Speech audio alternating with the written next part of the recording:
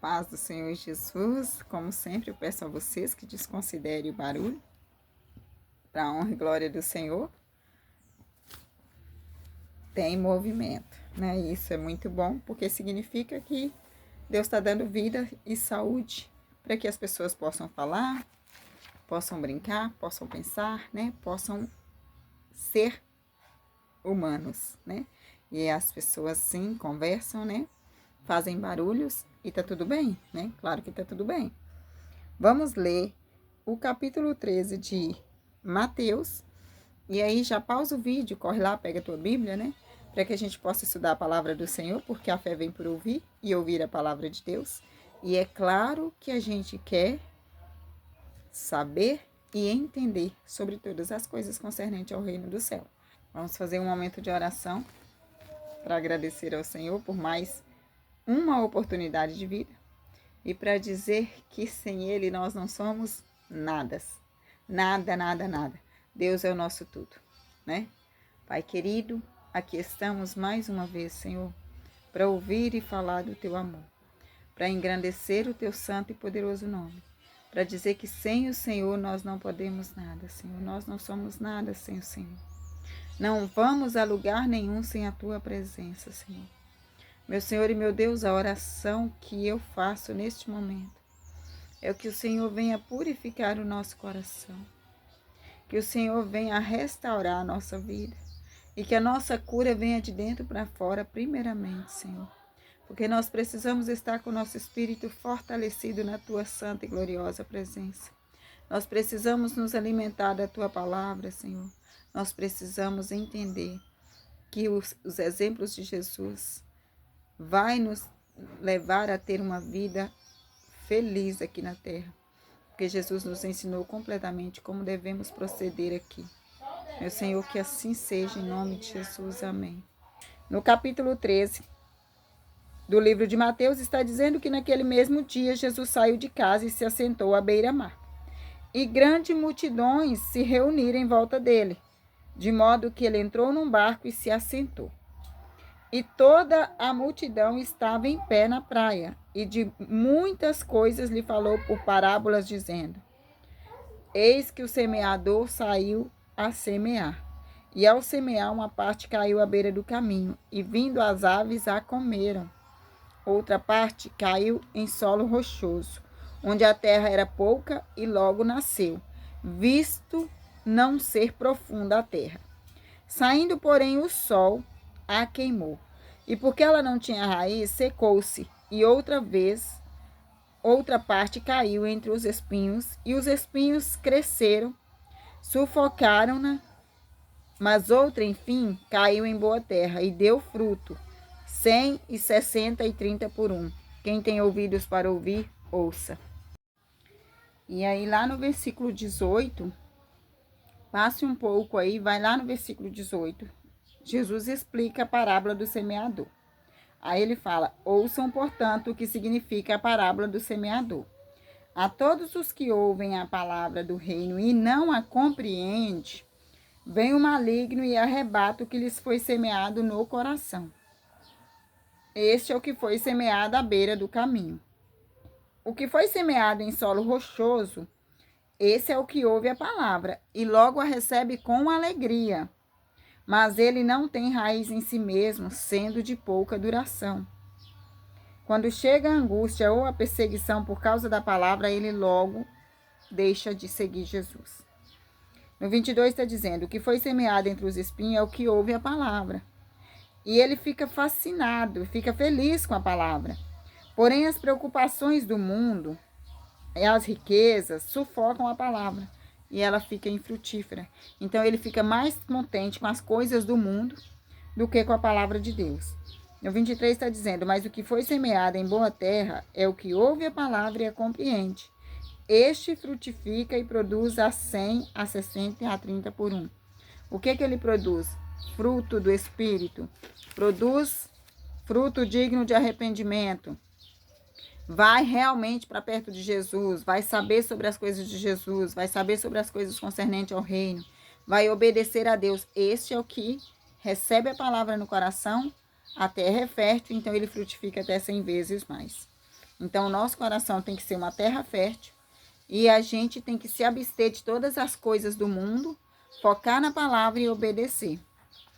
No versículo 10 está dizendo: então os discípulos, volta lá no versículo 10, por que eu fui lá no 18? Para já explicar a parábola do semeador para vocês. Então agora a gente volta no versículo 10 para continuar a leitura e depois a gente já vai para o versículo 24. Porque é importante que eu fale as parábolas e também fale a explicação, porque senão vocês não conseguem compreender. E aqui no 10 está dizendo: então os discípulos se aproximaram de Jesus e lhe perguntaram: por que o Senhor fala com eles por meio de parábolas? E Jesus respondeu: porque a vocês é dado conhecer os mistérios do reino dos céus aos discípulos, mas aos outros isso não é concedido. Pois aquele que tem, mais vai ser dado, e ele vai ter em abundância. Mas ao que não tem, até o que ele tem vai ser tirado. Quando Jesus disse esse 12 aqui, ele está dizendo que para os discípulos foi dado, e foi dado em abundância. E eles iam receber muito mais ainda. Agora, para aqueles que, no caso, são o povo e os fariseus, não iam saber sobre o assunto, e até o que eles tinham ia ser tirado. Então, quando Jesus revela algo para você, aprende, aceita, vai atrás, queira saber mais. E para a honra e glória do Senhor, a palavra está sendo ministrada a todos nós. O evangelho está sendo revelado a todos nós. E a liberdade de ler a palavra de Deus na Bíblia está para todos nós ainda. Infelizmente, segundo a Bíblia, vai haver momentos em que a gente não vai ter essa liberdade de ouvir a palavra de Deus e nem de falar. Então, a gente vai ficar com a palavra de Deus só aqui e aqui. Então, leia agora enquanto tem tempo, tá? Busque conhecimento enquanto tem tempo. Aí Jesus fala no 13, por isso eu falo com eles por meio de parábolas, porque vendo eles não veem, e ouvindo eles não ouvem, eles nem entendem. Assim neles se cumpre a profecia de Isaías. Ouvindo vocês não ouvirão e de modo nenhum entenderão. Vendo vocês não verão e de modo nenhum perceberão, porque o coração deste povo está endurecido. Eles ouvem com os ouvidos tapados e fecham os olhos, para não acontecer que eles vejam com os olhos, ouçam com os ouvidos, entendam com o coração, se convertam e sejam por mim curados. O que acontece aqui? A palavra dita para o profeta Isaías veio da parte do Senhor. E ele está dizendo, o coração desse povo está endurecido, eu ceguei os olhos deles, eu ceguei os ouvidos deles. Isso está acontecendo porque eu quero que eles vejam e não enxergam, ouçam, entra no ouvido, mas eles não ouçam. E que para não acontecer que eles entendam com o coração, se convertam e sejam por mim curados. Então a intenção ali realmente era endurecer o coração daquele povo. Que Deus não endureça o teu coração neste momento, você possa ouvir a ministração da palavra, não somente de mim, mas também de outras pessoas, o Espírito Santo usando as pessoas, e também você mesmo estudando a palavra do Senhor e o Espírito Santo ministrando ao teu coração. Tenha desejo de procurar as coisas concernentes ao reino do céu. Aqui no 16 está dizendo, bem-aventurados, porém, são os olhos de vocês, dos discípulos, porque vocês veem, e bem-aventurados são os ouvidos de vocês porque ouvem. Pois em verdade lhes digo que muitos profetas e justos desejaram ver o que vocês estão vendo, mas não viram. E quiseram ouvir o que vocês estão ouvindo, mas não ouviram. Então ele falando para os discípulos, vários profetas quis estar comigo, quis estar aqui e não esteve. Vocês estão ouvindo e vocês são bem-aventurados por isso. E nós hoje somos bem-aventurados, porque Jesus se apresenta em forma do Espírito Santo.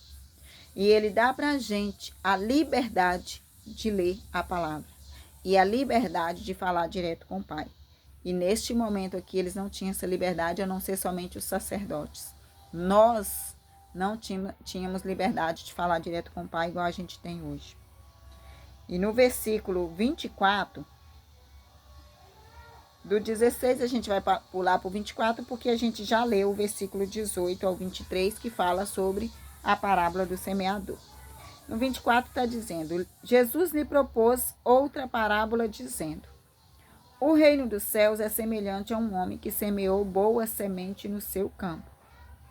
Mas enquanto todos estavam dormindo, veio o inimigo dele, semeou o joio no meio do trigo e foi embora. E quando as plantas cresceram e produziram fruto, apareceu também o joio. Então os servos do dono da casa chegaram e disseram, patrão, o senhor não semeou boa semente no seu campo? De onde então vem o joio? Ele, porém, lhe respondeu, um inimigo fez isso.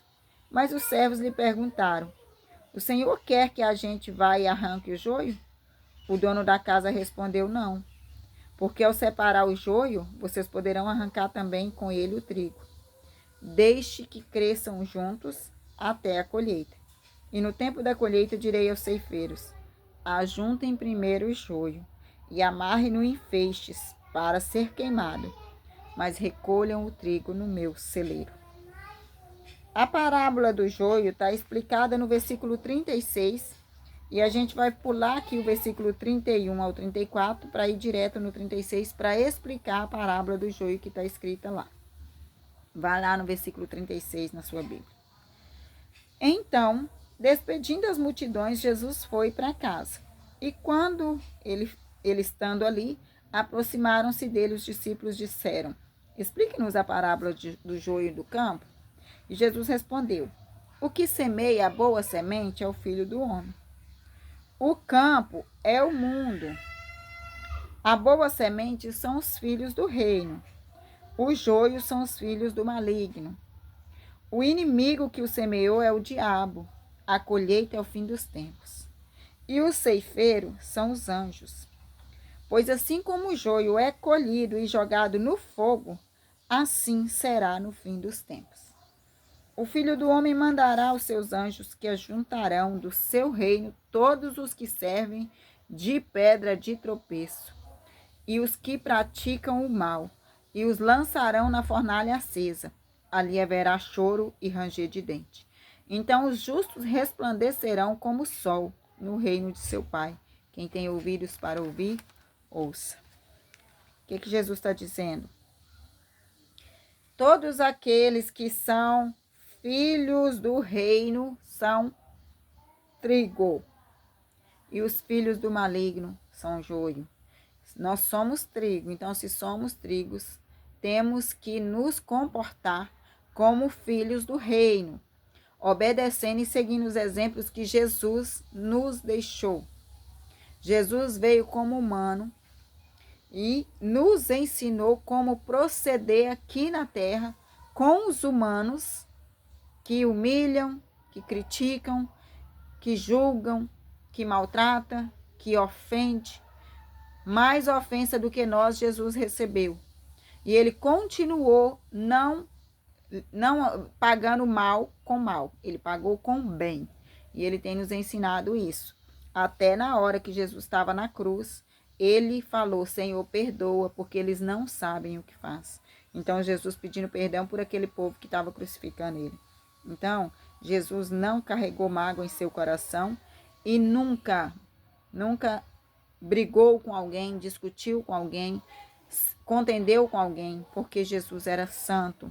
E Deus fala, seja santo como o vosso Pai é santo, seja perfeito como o vosso Pai é perfeito.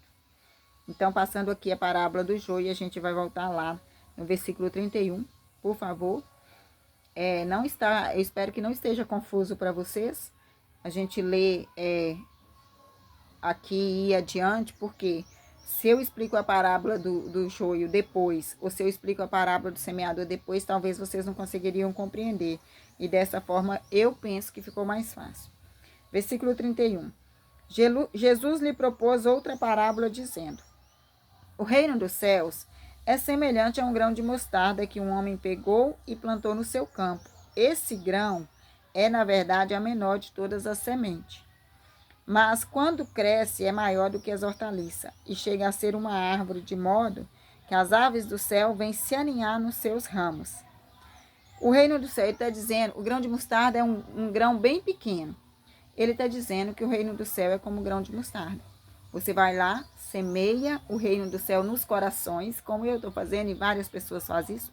Semeia o reino do céu nos corações e aquele grão, aquela palavra que eu semeei no coração de vocês, aquela palavra que alguém semeou no coração de vocês, ela vai crescer, vai se chegar aos seus parentes, vai se chegar aos seus amigos, vai se chegar aos seus vizinhos e assim por diante, vai se chegando a outras pessoas. E aí o reino vai se expandindo, crescendo, entende? É sobre isso que ele está falando aqui.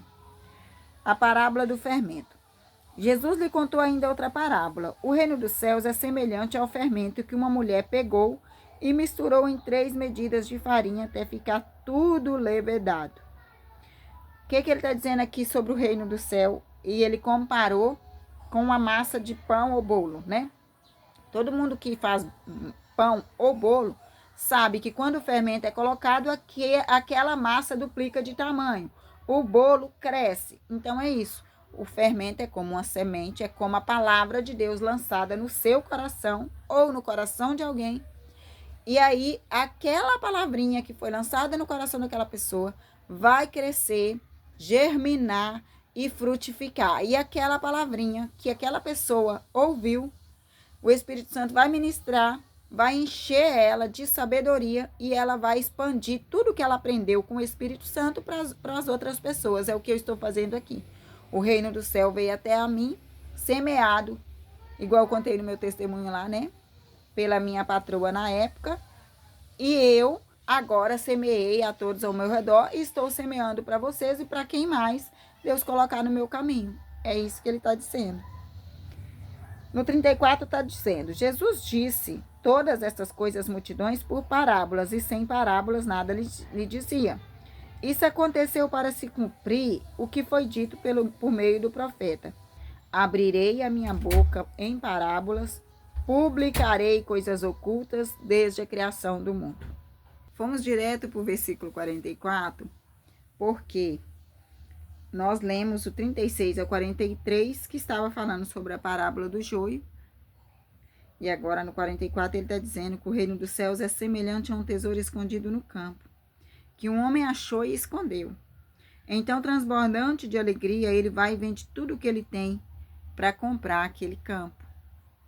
Então, aqui está dizendo que o reino do céu para ele é o maior tesouro. Então, ele não se importa com o que ele tem lá atrás. Ele quer abrir mão de tudo aquilo para ter o reino dos céus. É isso. Jesus está dizendo, o reino do céu é comparado assim. Você é um tesouro que você entende que é importante e você abre mão de tudo o que está lá atrás, de todas as outras coisas, principalmente as coisas terrenas, para alcançar o reino do céu. É isso que Jesus está dizendo aqui. A parábola da pérola, 45, versículo 45. O reino dos céus é também semelhante a um homem que negocia e procura boas pérolas.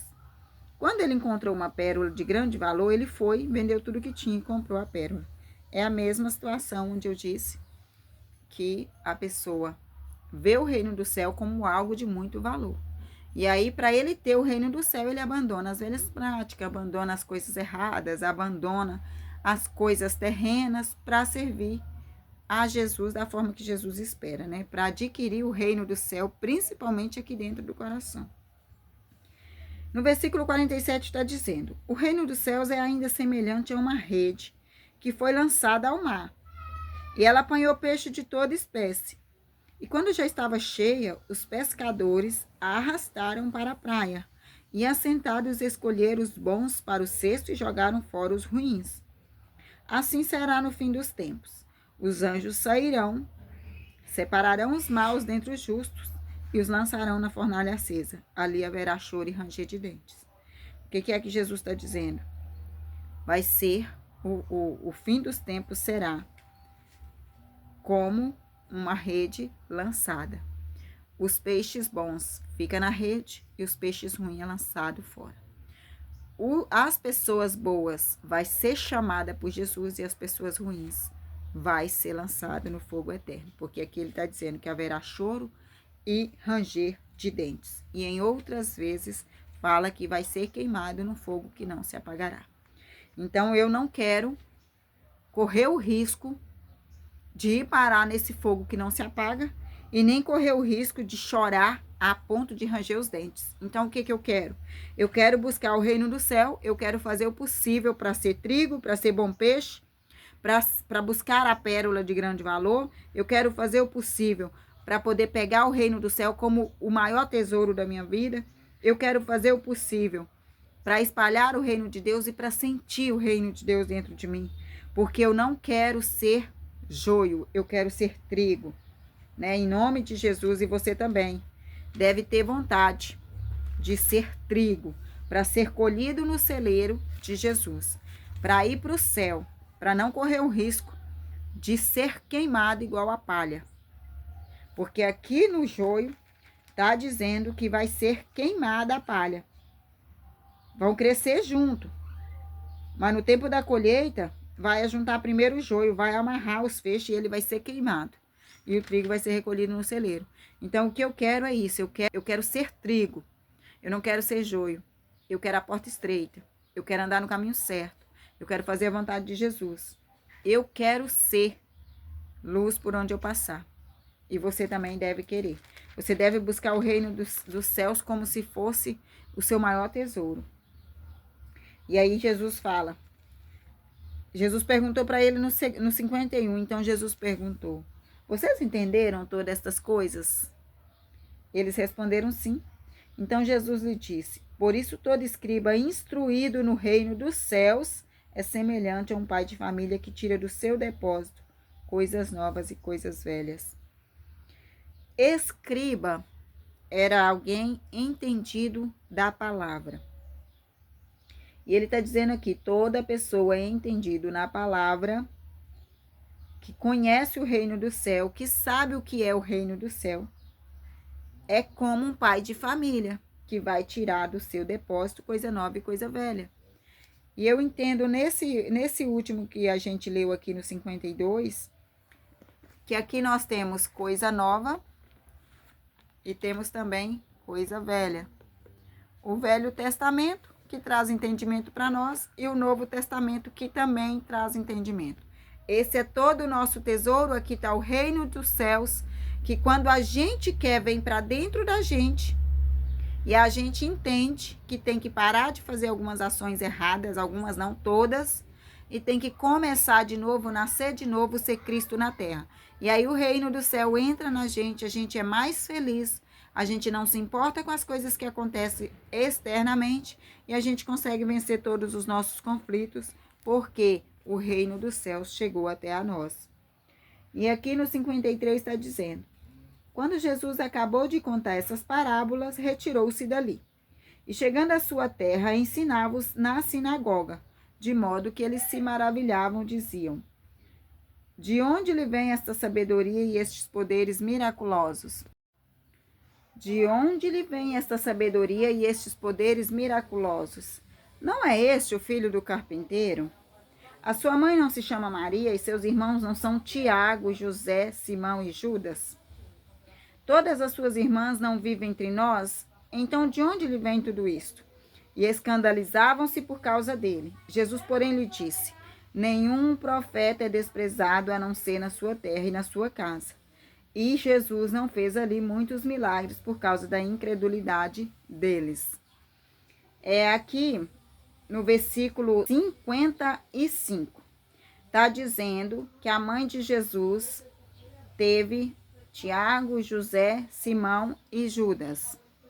E aí no 56 está dizendo que ele também teve irmãs, porque está dizendo todas as suas irmãs não vivem entre nós.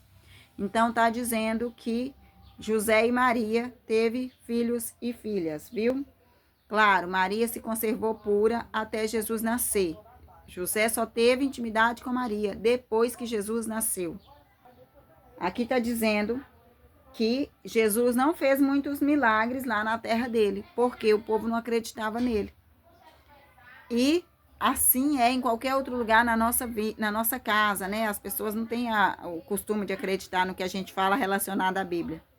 Não sei na casa de vocês, mas a maioria das pessoas falam que profeta não tem honra na sua casa, porque os vizinhos, tanto os vizinhos como também os da nossa casa, eles não tendem a acreditar se você vier falando algo para eles relacionado à Bíblia. Eu creio de todo o meu coração que não pode até não ser pela minha voz, mas a minha família vai viver milagres, vai viver cura, vai viver libertação, vai ser restaurado, independente se for por mim ou por outra pessoa, porque qualquer um de nós que falar a palavra vai ser usado pelo Espírito Santo de Deus. Vai ser curado por Jesus. A honra e a glória do Pai, do Filho e do Espírito Santo. Então não precisa ser por mim. Só precisa ser Jesus que vai libertá-los. E esse foi o capítulo 13. E eu peço ao Senhor que em nome de Jesus ministre ao nosso coração toda a palavra dita aqui. E que em nome de Jesus a gente tenha desejo constante em nosso coração de buscar o reino do céu acima de tudo. Porque nós precisamos muito que o reino do céu, estar no reino do céu, fazer parte do reino e entender a nossa posição de filho de Deus aqui na terra. Filho de Deus aqui na terra não carrega mágoa no coração, não enche o coração de tristeza, não enche a mente de pensamento ruim, porque nós temos que produzir fruto digno de arrependimento, nós temos que produzir fruto. E produzir fruto significa fruto do Espírito. Significa fazer as coisas de uma pessoa que mora no reino, que está no reino. Aqui não é o nosso lugar. Nosso lugar é no céu. Então, nós somos do reino, estamos aqui de passagem. E a gente não pode ficar por aqui sendo contaminado com as coisas da terra. Pelo contrário, a gente vai contagiar, influenciar as pessoas a vir para o reino, a conhecer Jesus, a ter um coração limpo, a ter uma mente limpa. Não é a gente que vai sujar o nosso coração se enturmando com as pessoas. A gente vai levar um coração puro para ajudar eles a ter um coração puro também. Se você estiver fortalecido para fazer isso, faça. Se não, peça ao Senhor para ir fazer, para ministrar nos corações, porque a gente tem que estar fortalecido para estar em Babilônia, né? No caso de Daniel, ele se fortaleceu antes, porque tudo indica que ele já conhecia Jesus, já conhecia Deus, e ele foi em Babilônia, mesmo em Babilônia.